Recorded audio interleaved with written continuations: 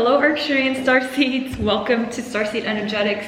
My name is Ashtara.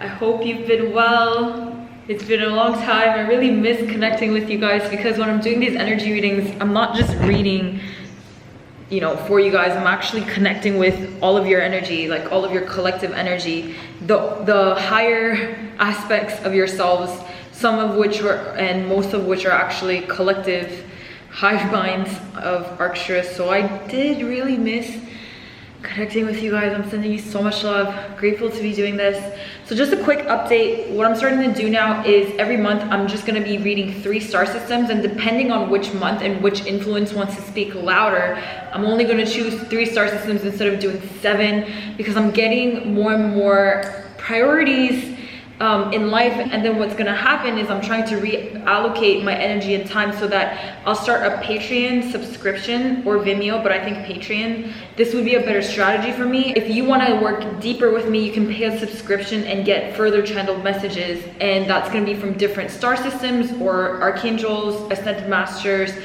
different geolocational grids, different planets, not even just star systems. So it's going to vary month by month. Like every month is going to have a different influence depending on which collective energy wants to be channeled. So this month, one of it's going to be Ganesh, and then we'll see how it goes because I've never done this before, but this is where I'm just going to take it. I'm really grateful to start that community there because it's going to be a complete different energy. So let me get into your monthly reading. It's October, Libra season. I am so excited. I am complete Libra rising in so many different aspects. So this is gonna be my month. This is gonna be my month. Our month. What's happening with you guys, Arcturians?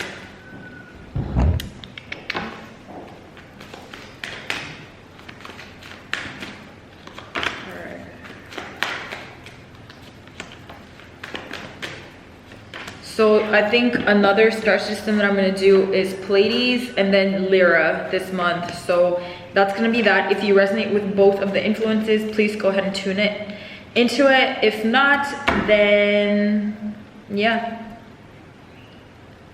don't. Okay, let's see. 2 of Cups, 6 of Pentacles, 9 of Wands, middle row, 6 of Swords, 8 of Cups, 7 of Wands. So interesting. Definitely have to do with relationships. 2 of Cups, obviously soulmate, twin flame, blah, blah, blah. A lot of people are curious what I think about the twin flame, although I've made a vertical twin flame video before, but I never like to define anything because nothing is really definable. You just came out of some relationships or relationship, most likely from so many different aspects of your life where the giving and taking balance had to be reconsidered. So whether that means other people tweak certain things about themselves or you just evolve from that relationship, it does seem like you walked away from certain things, because 8 of Cups and 6 of Swords is both about walking away, and this came up in the same kind of row. This looks like almost so drastic to a point where it's a physical move. You might have like literally moved away from somebody in terms of location. You're not feeling the best about it. Like if you could see these people, they're not showing their face, and maybe not a lot of people even know that you're that upset, that you just kind of take your time, take your space to recalibrate yourself. I mean, emotions are not that big of a deal to you. Of course they are in terms of like their value and whatnot, but this is not your first experience of weeding out your garden of relationships. This is not your first experience of trauma or heartbreak. If anything, you're very adept at moving through situations like this, and as a result you're actually just strengthening the boundaries of your standards and your tolerance in terms of relationships. You're starting to see dynamics where you were just simply tolerating certain dynamics that you just don't anymore. And but however, you're still going through some time where you're not really sure if you should move on and whatnot, but you have to really protect that level of yourself that wants to walk away, because this is a really, really macrocosmic kind of push. I mean, I know these are minor arcanas, but both of it with the bodies of water, you know, this fluid kind of environmental movement, you're really gently nudged to take your time, just move on. Whether you want to come back to this later or not is fine. That level of yourself that just wants to fight this movement, or having resentment or regret or fear of regret, like what if you regret doing this, what if you regret moving away? They're impulses, actually, they're not even mental, these are just small impulses.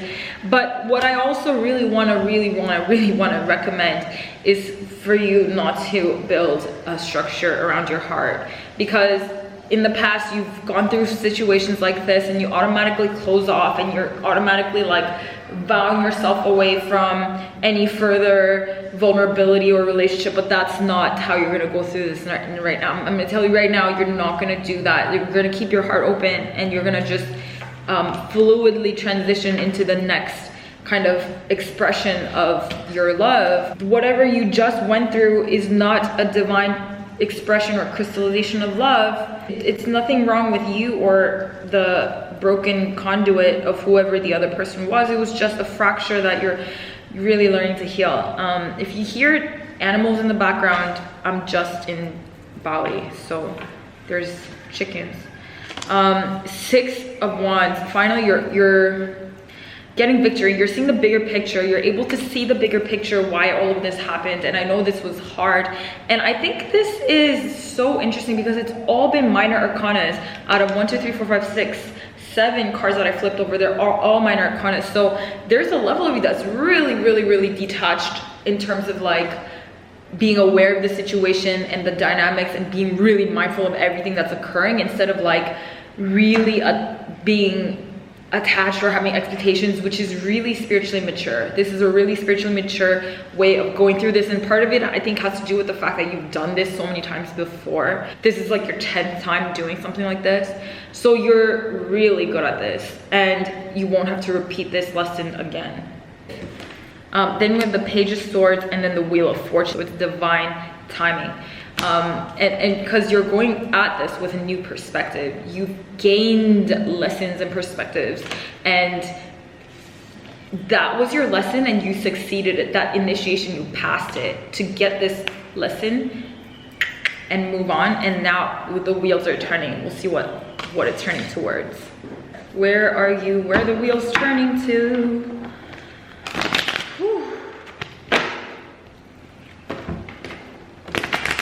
Higher magnetics.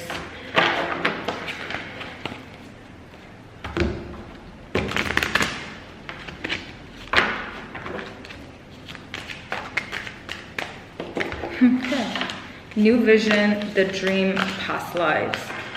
Whoa, they're so intense. All right. The dream talks about the lovers and the illusion that can come from lovers. So I'm gonna dive a little bit into this soulmate, twin flame type of thing. And a lot of people kind of look at this from such a surface perspective of like, okay, this person is my twin flame, this person is my soulmate. How do I go through this, and how do I navigate through this? But it's always expressing the internal alchemy that you have, like the internal split, or if you can alchemize that into a higher kind of divine union within yourself. If you even have this new vision card, this kind of triangle and circle geometry, it is a light body. So I think you are completely alchemizing like literally 30,000 different past lives. And these patterns and quirks from these past lives, and by you navigating through this one kind of illusion of an expression of love that is not of the higher calibration, that is not of the higher octave, you're creating something completely different.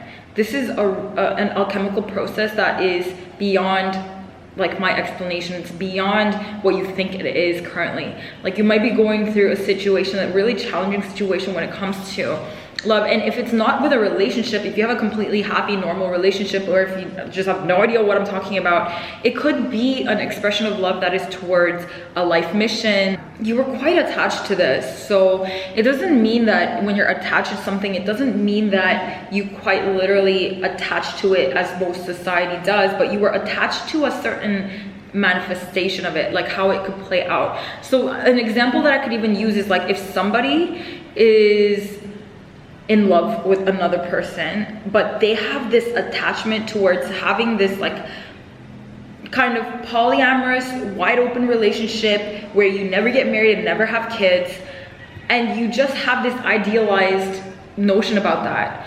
Nobody would say you're attached to that because it's like outside of the social norm, but at the same time, yet it is an attachment. Like, why are you so against the normal relationship? Why are you so against monogamy or having kids? So that would be like one level. Like, you should ideally never be so preferring one kind of situation over another, like never. And this is what I would even say to, okay, forgive me if you're gonna get super offended, but like vegans, like energetically speaking, in the air that you breathe, there's thoughts of violence that you're integrating. Why are you so against this one physical manifestation of that cruelty when you're living on this collective planet where that's like just the reality of the society right now?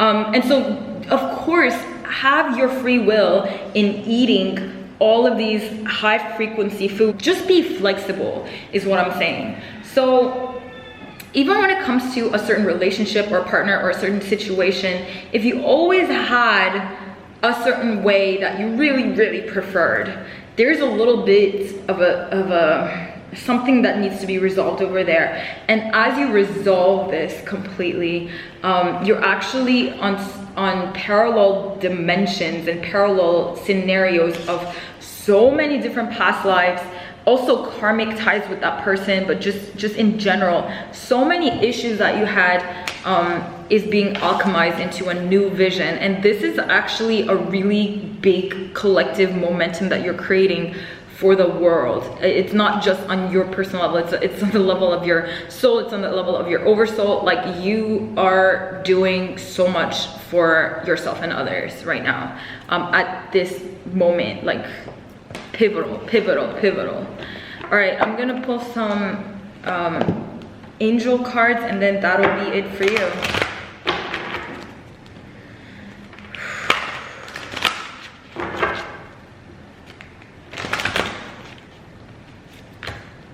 Cancel, clear, delete. You are a powerful light worker. Listen to your intuitive feelings. Singing and dancing, parents, vacuum away fear, shield yourself, clear yourself, and release. Jeez. I know I'm overacting with all these cards, but it's just crazy. Clear yourself and shield yourself. You have a lot of ancestral stuff that you're like literally just alchemizing. And yes, for the collective as well, but you had imprints. There's most likely memories from like literally when you were 3 to 4 years old that one of your parents said something once and it literally scarred you in the core wounding. And it wasn't even like that big of a deal if you think about it from a human perspective, but because it was a belief system that was meant to be implanted at that time, and it was so tied to so many of your past lives and ancestral kind of wounds. Just release it and vacuum it away. You can literally, at this point, you're strong enough. Don't even tell me that you're not strong enough to do this, but at this point, you're energetically powerful enough to just say to yourself, shield, and then you're shield. Like, you can just say clear, and things just clear. Vacuum, and it's just vacuums your energy field. So this is what you're doing. And I want to suggest that when there's a really painful memory, consider the fact that it can be an implant. Look, memories can be manipulated, memories can be implanted, memories can be deleted, memories can be blanked out. External technology can implant and manipulate memories. Well, as somebody who has encountered like really advanced interdimensional technology in terms of like advanced extraterrestrial civilizations, technologies and stuff, this is as easy as like digestion is to us when we eat. It's so easy. If you were meant to be programmed with certain beliefs and there was a traumatic event or something that you heard that is just anchoring you down, it's so likely that it wasn't implant, that it didn't even happen. You have to realize that memories come in pockets. Time is not linear on a stick. So events are kind of like fractal bubbles. If there's a memory, it's a fractal bubble. It's like a conscious living piece of information. And let me just tell you, when random memories flash up for no reason, even if it's a very neutral experience, like when you're walking down the street and you just saw a red flower next to a yellow flower, and there could be such a strange energetic kind of pattern to be forgiven there. And I know you might be thinking like, why would I forgive that memory? It's nothing bad. But like, you have no idea on a deeper level, symbolic and subconscious level, what that is. So when I get random flashes of memories, I always invoke Ho'oponopono, which is like a collective energy of a mantra that is highly transformative. I'm sorry, please forgive me, thank you, I love you, in whatever sequence, just as long as those four there. But the collective momentum of that mantra is so powerful that I always invoke that mantra, and then I envision violet flame literally blazing away that entire pocket of memory, or the implant of memory. So just know that your memories, most likely, if they're traumatizing, are implants. So imagine that's an implant, you just clear it, release it, and shield yourself from it. That's all you need to do. And I think that, whoa, you have clear, cancel, clear, delete as well. So if you say these sequence in at once, cancel, clear, delete, whenever these memories come up, especially with your parents, that will really work well. And I think that right now, singing and dancing, actually these really feminine expressions of singing and dancing are going to be very helpful in you going through this. There's a few different signs about dancing. So I don't know whatever form of dance you are called to, everybody will have a different calling of what dance they're called to, but I really recommend, even if you're like super awkward at dancing, just figure something out, put on your favorite music, dance for like 10 minutes a day. It will help you shake out all your crap, okay?